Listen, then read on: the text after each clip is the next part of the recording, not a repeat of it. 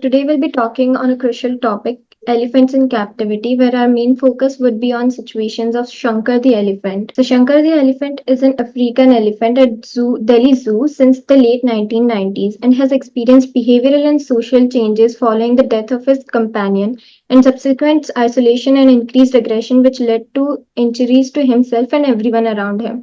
What do you think can be done in Shankar's situation? I don't know much background about Shankar the elephant, but based on what you're saying, I just want to highlight few key aspects of elephants, and then come to the welfare aspect because you say it's a captive elephant. Elephants are large-bodied, vast-ranging mammals that occupy a variety of ecosystems in order to meet their daily needs. An animal like the elephant has enormous resources that it depends on, especially in a forest, even in a natural forest. They are expected to graze and browse for about 18 hours a day, which has to provide them about 200 to 250 kgs of fresh fodder.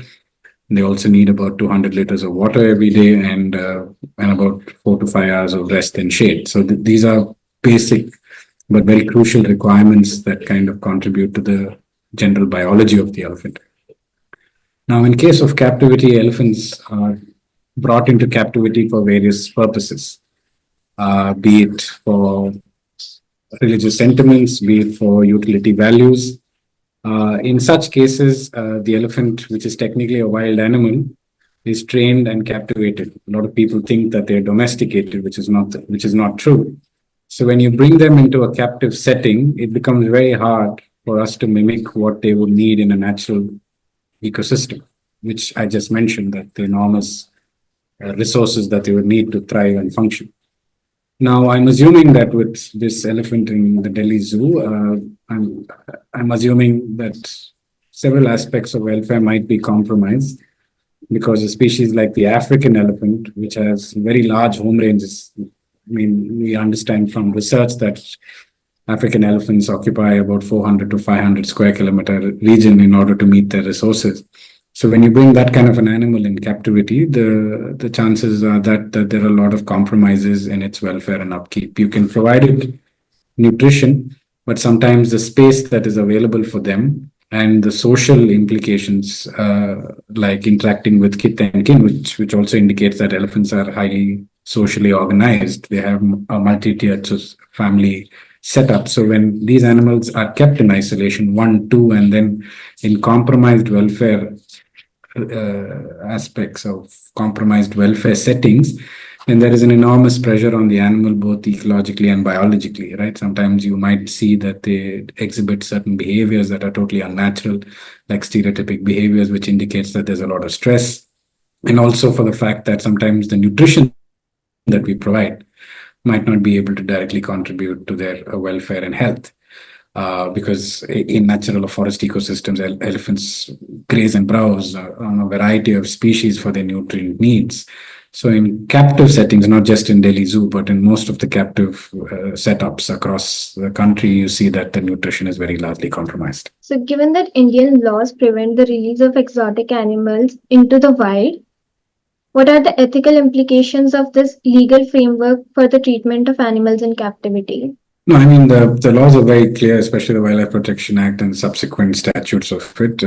If an animal is considered exotic, there is no other space for it, or it cannot be deemed fit to be released into natural ecosystem because they would A, be detrimental to the ecosystem, and B, that they might not be able to adapt, which also would mean that they would end up succumbing to mortality.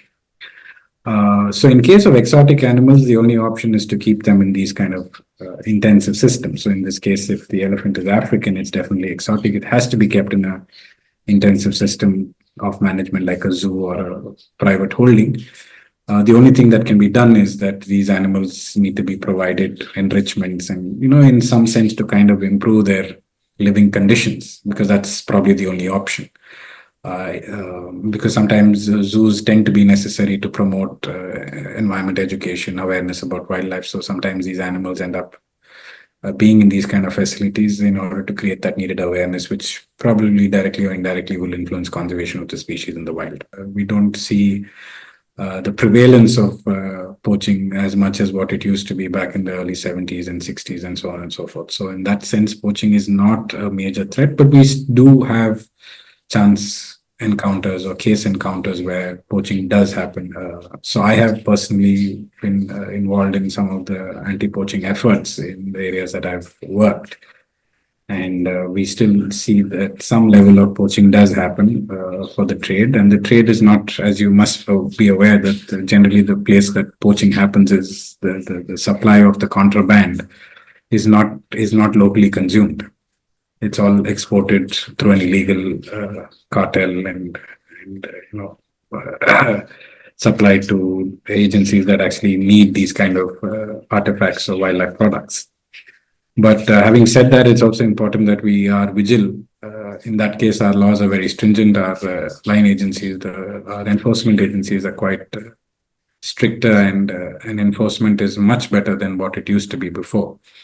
So in that sense, it is important to be aware and keep it, ensure that there are checks and balances in place when it comes to mitigation of illegal wildlife trade. But nonetheless, we do see cases of poaching happening as well.